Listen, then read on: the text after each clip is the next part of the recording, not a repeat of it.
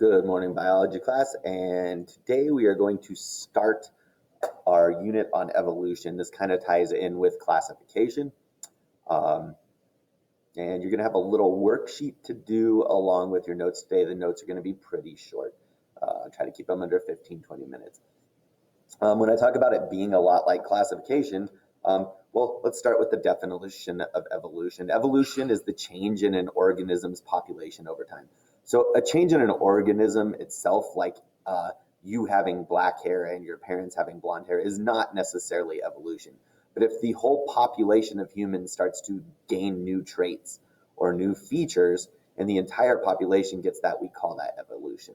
And so really it's the process by which a modern organism has descended from ancient organisms over time, indicating a shared common ancestry. And the more we learn, the more we understand DNA, the more we collect evidence of fossils and everything else, we find that it does really appear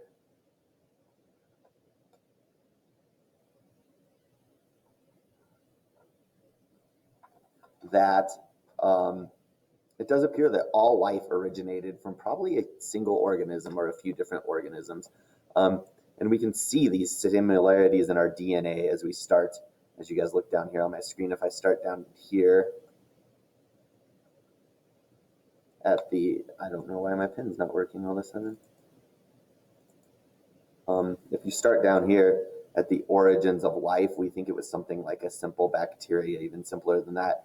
And over time, environmental conditions and mutations in the DNA of this bacteria, so it made a different protein, and if that protein made it better able to survive, then that bacteria reproduced. And then you get things that would diverge from each other, so these ones did better in this environment, these in that environment, and you eventually get all these branches. Some became plants, came up here, some became mollusks and stuff and went out here and became all those things, and then we branched off from those. But you can just kind of see this tree branches off of life, and the more we learn about it. This is not saying that you're identical to an ape or a thing, but it does show that over the course of 2 billion years, a lot can change. So today we're just going to look at the scientific evidence for evolution. The idea of evolution has been around since about the 1800s, maybe even before that, but nobody really was able to give evidence for it or was able to give a mechanism for it. And a lot of the evidence we're going to look at today is not proof of evolution, it is just evidence of evolution. To have proof, you have to have a mechanism for how it occurs, for how evolution happens. And none of this actually tells us how it happens, it just gives us an idea that it did happen. We will get into the mechanism and how evolution actually has been proven through the true scientific method of being able to show how it would happen and be able to demonstrate how it happens. But these are just evidence for it. So we're going to give 5 pieces of evidence, and I want you to know these. And you're going to kind of do some of this looking at this evidence yourself so you can make your own conclusions. So the first evidence we have is something called the fossil record. So how do we know what has happened over time? So we weren't around 1 million years ago. Us personally weren't even around 1,000 years ago, although we do have some written stuff from then, but we weren't even around at the beginning of humans, say 500,000 years ago. And so the only way we know about these things is we find remnants of them left over in the dirt and in the ground. So the fossil record is one way that we know about the past. And what it does is it provides evidence of past life. And scientists noticed early on that older fossils were less advanced than younger fossils. So we know the older ones are down here because they're on the bottom, which means this Earth came later, and this Earth came later, and this Earth came later. And these are the younger ones. And we see that organisms become more diverse and they become more advanced as you move up the fossil record. So that shows that over time, organisms become more advanced. If evolution didn't occur, we would expect to see very advanced organisms way back at the beginning of life and we really don't see any advanced organisms until about 500 million years ago. So that is our first evidence. Also time, okay? The Earth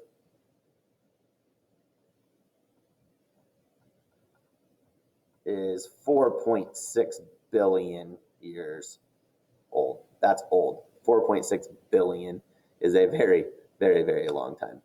Our second evidence is something called homologous structures. And another way to think of homologous, homo means similar, and structures are things in them. So this is similar anatomy. We see similar anatomy in all things called tetrapods. So these are all animals with 4 legs. 4 limbs, I should say. They're not always legs. When we look at all tetrapods, the structure of the bones are the same. So here is a human bone, and we can see in a horse, these are very similar. Now, have they changed a little bit? Yes, but very similar. It's not hard in your imagination to say this bone isn't that different from that bone, and that bone's not that much different. And then we even, okay, that kind of makes sense. That's the front hands, I guess, or legs of a cat, front of a horse, the hands of a human. If we were on 4 legs, they would be the same place. But then you look at a bat, this thing flies, and look, it still has a humerus, same bone. A bird, if you've eaten a chicken wing, still has that same bone. And even a whale that swims in the ocean has that same humerus bone. And then that bone is always connected to 2 other bones. This is your ulna and radius, and then you have your finger bones. And even the whale has little bones that we have for fingers. The chickens have been changed a little bit to make it more wing-like. The bat has little fingers. The horse is definitely, they fuse together, but still kind of the same bones as fingers, and fingers here. So homologous structures is one evidence of evolution, thinking that although these things are all quite different, they might have had a common ancestor that had those similar bones, and so small mutations over time changed these bones to go in different directions. And those mutations are based on the environment that the thing lives in. Like a whale, obviously, needs to swim.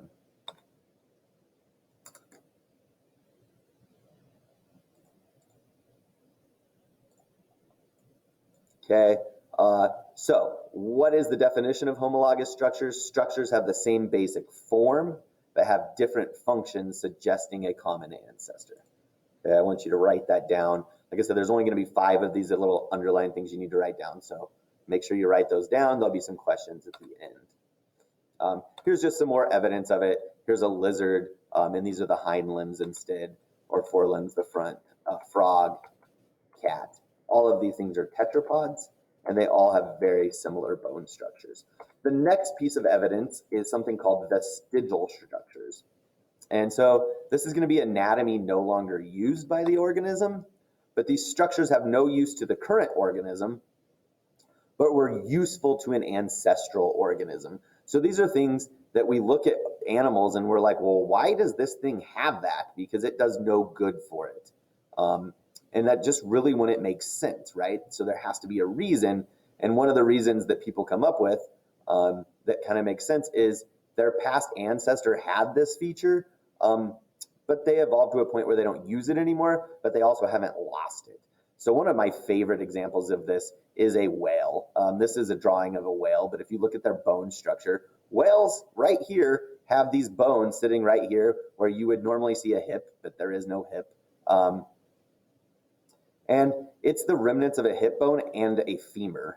So your like upper leg bone. So for some reason, whales, even though they don't have a flipper back here, they don't have anything else, have the bones of a leg, because we do now know that whales came from mammals and were on land and reverted back to the sea. And they have leftover leg bones.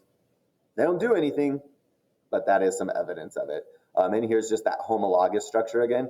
A whale has the same arms as you, but they're flippers. Also pretty strong evidence that whales once were on land like mammals. And we're going to talk more about them as well because they have lungs and they're much more like us than they are like a fish.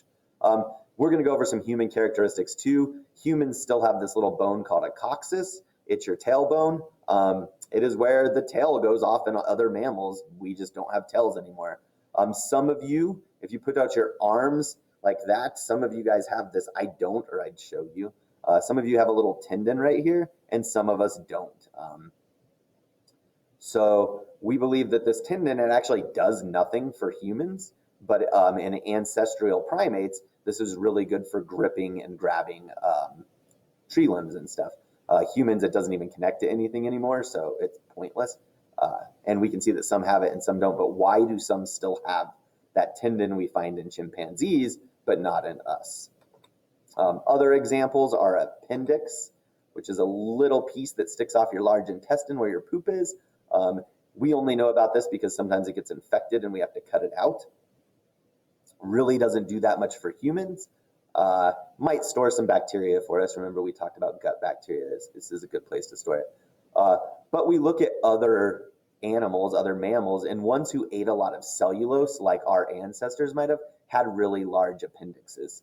And it helps them break down cellulose. We don't use cellulose. We don't eat it anymore. So, but why do we still have that little piece of organ? And then like you see it in every other organism as well. Wisdom teeth is another example. Once used to chew and grind thick plant material. And humans, when we look at the skulls, we'll do that, had larger jaws. Now our jaws have gotten smaller and they can't even hold these teeth, so we have to get them removed. So that's kind of stupid, but as our mouth has shrunk, but why do we still have these teeth? And they're considered vestigial. These are actually starting to disappear. Like 20% of the human population doesn't have wisdom teeth anymore. Kind of interesting. We'll skip the ear, but that's kind of another one. If you can move your ears, helpful. Okay, fourth evidence that people started to think that evolution might have something, and we're sticking with things that are vertebrates as much.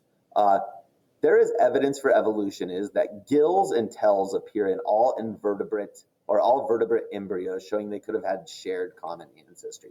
So here is a picture of embryos, and embryos is what you look like in your first couple weeks of life. This is when you're developing into a human. These are pictures of different things. One of these is a human, one is a rabbit, one is a chicken, one is a turtle, one is a fish, and I believe there's a mouse in here as well. Do you have any idea, looking at these, which one it is? And if you look, these little slits are what becomes gills in fish, and we all have little slits. One of these is human, and notice they have a tail. Okay, we don't have tails, but when we develop, we all kind of look the same, meaning maybe we have the same blueprints, and then small changes over time as we develop cause us to be different. Here is as the embryo starts to develop. You can see things start to change a little bit, but still, these organisms look quite the same at their same development stage. Now you might be able to identify what different things are. So we got our fish, you got a salamander here, a turtle, that's our chicken, that is a rabbit, a pig, I believe that's the, yeah. You can see they're quite all very similar.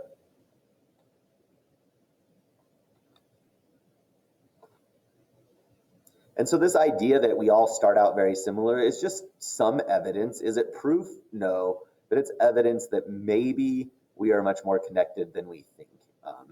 And our development is very similar.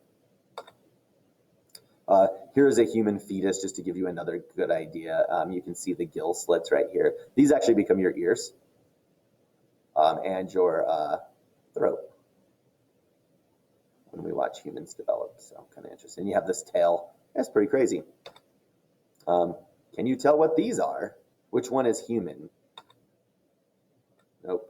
Nope. None of them are human, although that really does look human. It would be a lot smaller. I blew the picture up. Okay, and our last piece of compelling evidence, this is the most compelling evidence. This one actually starts to give us proof. Okay, so I talk about the other ones are evidence, they lead to it. This DNA actually starts to give us proof that evolution does happen. So remember, DNA makes proteins. Proteins are made of amino acid. This shows the amino acid of chimpanzees, humans, gorillas, monkeys, horses, and kangaroos for a certain, this is just a certain gene. And it's just amazing how closely related all our genes are. So you go through this and you see where there are mutations. And for the most part, all of these organisms are very similar, minus a few mutations. Okay. The other evidence is, I should do more on this, but DNA is a huge evidence. You are about 99.8% the same as a chimpanzee. You're about 98.9% the same DNA as a rat. Of a banana, you're about 40% the same. So we share a lot of the same proteins. We share a lot of the same directions on how to make ourselves, but we do change. And even that 1% difference between us and a chimpanzee obviously makes a huge, huge difference. The difference between you and, the kid sitting next to you in class is less than 0.0004% of your DNA. That's all the small changes that make you look that different. So DNA, we can look at DNA and we can see the closer related we thought things were from the other evidence proves to be that closely related because their DNA sequences are the same, and you can see when they start to change a little bit over time. That is it. I do want you to watch this quick video, stated clearly, evidence for evolution. I'm going to go ahead and play it now because I want you guys to watch it.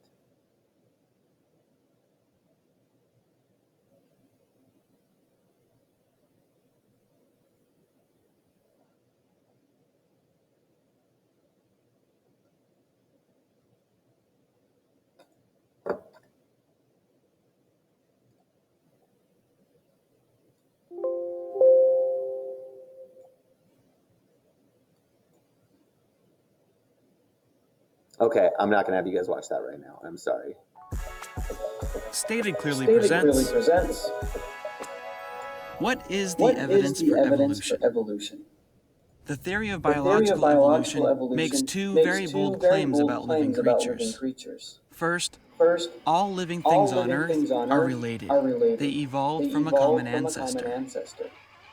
Second, the evolution of living things is powered by natural processes, things which can be studied and understood. But is there really any evidence that these two claims?